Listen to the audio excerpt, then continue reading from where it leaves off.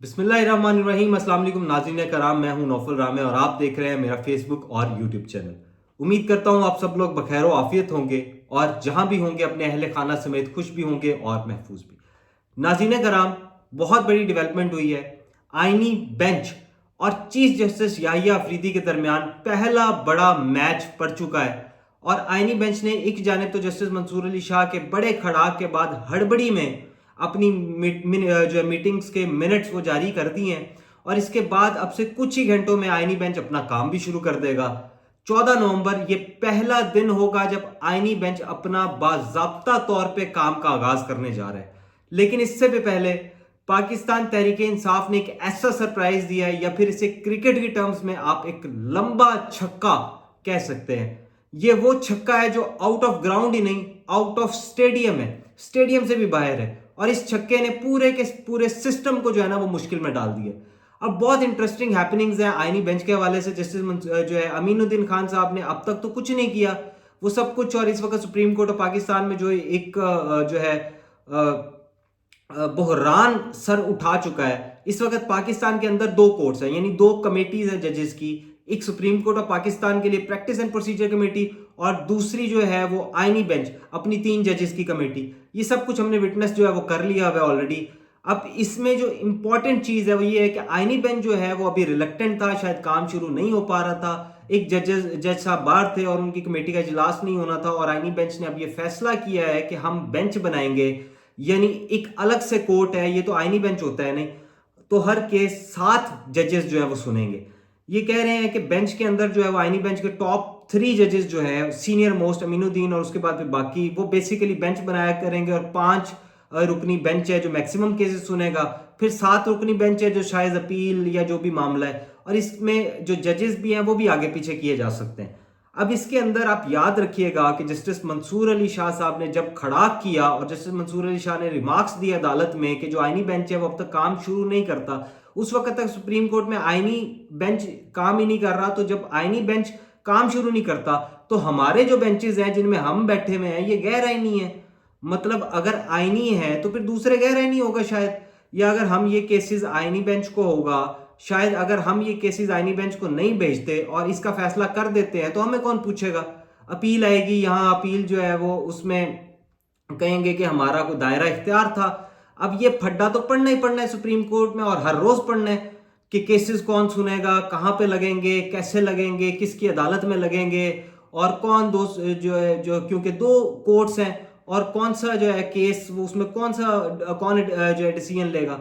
अब एक तरफ तो ऑल्दो जस्टिस याहिया अफरीदी साहब जो हैं वो एक साइड पे हैं, आपको पता ही है कि इस तरह स्टैंड नहीं ले रहे, हल्का फुल्का खड़ाक जो है वो कभी कभी कर देते हैं, लेकिन अल्टीमेटली 26वीं आईनी तरमीम जो है वो इसके खिलाफ तो कुछ नहीं करेंगे क्योंकि वो खुद भी बेनिफिशियरी हैं। अगर 26वीं आईनी तरमीम जो है वो कलअदम हो जाती है तो जस्टिस याहिया अफरीदी जो है वो एक लम्हे के लिए भी चीफ जस्टिस नहीं रह सकते।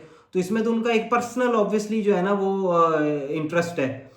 अब जो प्रैक्टिस एंड प्रोसीजर कमेटी है इसमें भी जस्टिस मुनीब अख्तर जा चुके हैं, जस्टिस अमीनुद्दीन खान जो है वो वापस आ चुके हैं, और जस्टिस अमीनुद्दीन खान के जो अपने आईनी केसेस हैं उनके हवाले से भी चीज़ें जो है वो डिसाइड कर चुके हैं कि उन्होंने उसको आईनी बेंच को किस तरह लेके चलना है।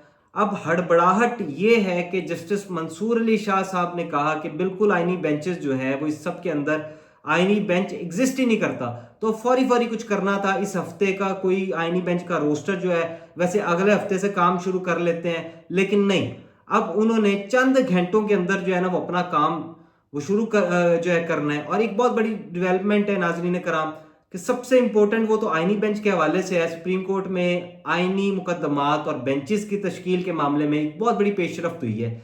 जस्टिस अमीनुद्दीन खान की सरबराहरी में जजेस कमेटी जो है इसमें आईनी बेंचेस के सामने मुकदमात की समाअत के लिए जो है ना मुकर्रर करने का फैसला कर लिया है। सुप्रीम कोर्ट में आईनी बेंचेस 14 नवंबर से अपनी समाअत जो है वो उसका आगाज करेंगे।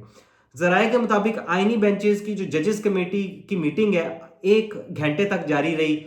इसमें इस हफ्ते के आईनी मुकदमात समाअत के लिए मुकर्रर किए गए। जस्टिस जमाल मंदुल चीन से वापसी में कमेटी की मीटिंग जो है वो बुलाई गई क्योंकि ये आईनी बेंच के अंदर टॉप 3 जजेस में आते हैं। ही वॉज इन चाइना, उनका 1 घंटा वेट किया एक्स्ट्रा, उन्होंने कुछ भी कोई मिनट भी ज़ाया नहीं किया। मुझे लग रहा है कि क्योंकि फौरी फौरी उन्होंने कहा जी काम छिको। अब भाई द जस्टिस मंसूर अली शाह ने ये बयान दे दिया है कि 1 मिनट का अगर हमने फैसला दूसरा सुना दिया तो कोई आईनी बेंच नहीं है तो क्या कर लेंगे। क्योंकि उन्हें पता है कि ये कुछ नहीं कर सकते पूरा का पूरे सिस्टम के अंदर। 26वीं आईनी तरमीम जो है वो बनाई गई आईनी बेंच के अंदर, झोल है, और ये झोल इतने ज्यादा हैं कि उन्होंने उनको तो मुफाद परस्त जो है ना वो तूल है ना, तो उन्हें जल्दबाजी की। अब यहाँ पे मैं आपको बता दूं कि जस्टिस जमाल मंदुल खेल की वापसी के बाद कमेटी की मीटिंग बुलाई गई, जबकि जस्टिस मोहम्मद अली मजहर जो है उन्होंने टेलीफोन पर जो है ना वो कमेटी की मीटिंग में शिरकत की, और कमेटी में पहले आने वाली दरखास्तों का जायजा लिया गया और तय पाया कि जी दरखास्त जो है उनकी अपनी बारी पे ही उन्हें लगाया जाएगा। याद रखें कि सुप्रीम कोर्ट में नहीं मिले, जस्टिस अमीनुद्दीन खान के चैम्बर में ये अहम इजलास था जिसमें आईनी बेंच के मुकदमात पर जो है मुकदमात भेजने की आबरू की इससे पहले जायजा लिया गया था, और वो बेसिकली अहम तरीन इजलास था। और आज जो आईनी बेंच है इसमें जजेस की जो कमेटी है उसका भी इजलास हुआ है। जस्टिस अमीनुद्दीन को बताया गया कि आर्टिकल 184 की झेली शिक और आर्टिकल 184 की झेली शिक नंबर 3 और आर्टिकल 186 समेत इंसानी हकूक के केसेस कितने जेर इल्तबा है, और उन्होंने इसमें कुछ इंपॉर्टेंट डिसीजन जो है ना वो लिए थे। अब यहाँ पे एक तरफ तो जस्टिस मंसूर अली शाह जो है वो एक जानिब एक बहुत वाज़ेह इशारा कर चुके हैं कि coming days supreme court of Pakistan में एक बहुत बड़ा बहरान जो है वो सर उठाना है, और इस बहरान को अवॉइड करना है इस वक्त सिस्टम के लिए पॉसिबल नहीं है, क्योंकि सुप्रीम कोर्ट में ये फड्डा तो पड़ना ही पड़ना है, जो मर्जी करें, रोएं, चीखें, पीटें, ये फड्डा तो पड़ेगा ही पड़ेगा। और ये चीज़ इस वक्त जो है ना वो नविश्ता दीवार है, इसमें कोई दूसरी राय नहीं है। अब असल खबर ये नहीं है, असल ये जो खबर है ये तो obviously you might have heard it already. असल खबर यहां से शुरू होती है क्योंकि पाकिस्तान तहरीक इंसाफ ने पहला बड़ा जो है ना वो बल्ला वो मार दिया, और बहुत बड़ा छक्का जो है वो स्टेडियम से भी बाहर जो है वो उनका चला गया है। अब पाकिस्तान तहरीक इंसाफ की तरफ से सामने आया है कि पाकिस्तान तहरीक इंसाफ ने इंट्रा पार्टी के जो इलेक्शन है ना जिसमें बल्ले का निशान उनसे जो है वो छीनने वाला जो केस है, जो काजी फायज ईसा ने एक सियासी जमात का अदालती कत्ल किया था, और आज वो काजी जो है वो रुल के रह गया, दलीलो ख्वार होके रह गया। और दूसरी जानब आप देख लें कि सऊदिया उन्हीं दिनों में जैसे मंसूर अली शाह उमरा करने गए तो लोगों ने इज्जत भी की, अपने दिलों में अपनी जो है वो उनके वो राहें बिछा दी हैं, उनके अपनी पलकें जो है वो राहों में बिछा दी, तस्वीरें बना रहे हैं, सेल्फीज बना रहे हैं, मोहब्बत का इजहार कर रहे हैं। तो जी ये चीज़ें फ़र्क होती हैं जब आप मुल्क, आवाम और आइन के साथ वफादारी करते हैं। इसमें तो किसी के साथ भी आपने गद्दारी की ना, या ये इंट्रालिंक्ड है, तो आपने बाकियों के साथ भी गद्दारी की और ये अवाम माफ़ नहीं करती। अब हम ये कह सकते हैं जुबान खलक ना कार खुदा, इस मुल्क में सबसे पावरफुल जमहूर है और इस मुल्क की आवाम है, तो आवाम की मर्जी और मंशा उसने तो किसी को भी जो है ना वो माफ़ी नहीं है ना। तो अब यहाँ पे इंपॉर्टेंट चीज़ जो है वो ये है कि काजी फायज ईसा साहब जो है उन्होंने जो केस था पीटीआई ने इसके ऊपर अपील कर दी, अपील फाइनल कर दी। काजी साहब ने जाते जाते कहा कि मैं वारदात डाल दूं। काजी को बड़े जोर से जो है ना काजी साहब आए हुए थे, जाते जाते उनका दिल किया कि मैं तबाहियां फेर दूं, और तबाहियां फिर जो है वो काजी की अपनी फिर गई, ये अलग बात है। इस्तेमाल करने वालों ने उनको टिश्यू पेपर की तरह जो है ना मड़ोड़ के काजी साहब को ऐसे ऐसे फेंक दिया कि अब काजी किसी काम का नहीं है, हम जो है और बहुत हैं इस्तेमाल करने के लिए, यूज होने के लिए।